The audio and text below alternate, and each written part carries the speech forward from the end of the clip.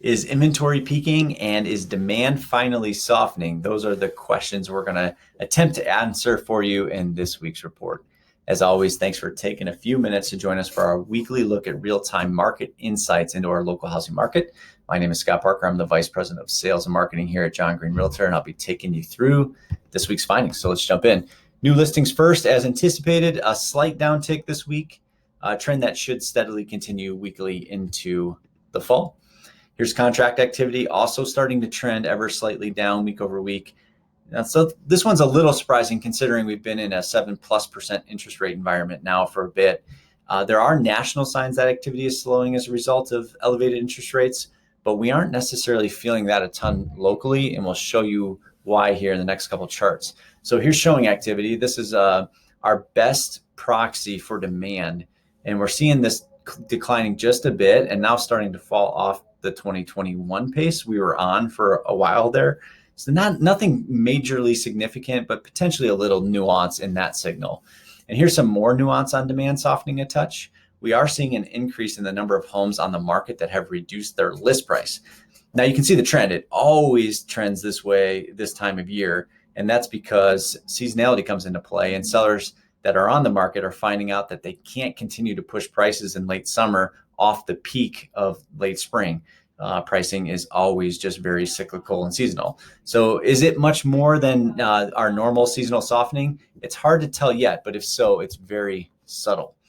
Here's off-market activity, which tracks those homes that were on the market and went off the market without finding a buyer. This one inched down a bit, so pretty consistent for the past 4 weeks now. Next two charts are going to give us a feel for balance in the marketplace. 60% on this chart is considered normal. This number popped a bit with a stronger deceleration in new listings relative to the deceleration we saw in contract activity last week. And then if we add in the off-market activity, we get the full snapshot, kind of real time of where inventory is at. And the same thing here, this metric bounced up just a bit. We've been doing a lot of comparison to last year, and that really started in late spring of 2022 when interest rates began to accelerate. And you can see how in summer of last year, inventory soared. And that was really a result of kind of what buyers experienced, this like rate shock. We went from historically low rates to where rates are at now in a very condensed amount of time. And you compare that to this year, and we only saw inventory kind of tick up through July. It's drastically different. So this just reiterates how incredibly tight inventory remains, not only locally, but all around the US.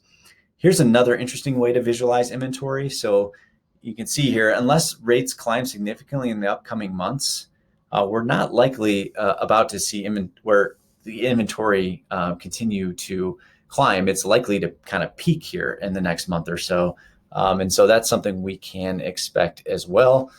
So let's put this all together. Signs are that inventory is gradually peaking and rates may be putting a little bit of pressure on demand and existing inventory, but it's so subtle, it's really hard to differentiate it from our normal seasonal softening. So something we're going to continue to watch in the upcoming weeks. And we thank you so much for taking a few minutes to join us for this week's report. We'll see you again next week.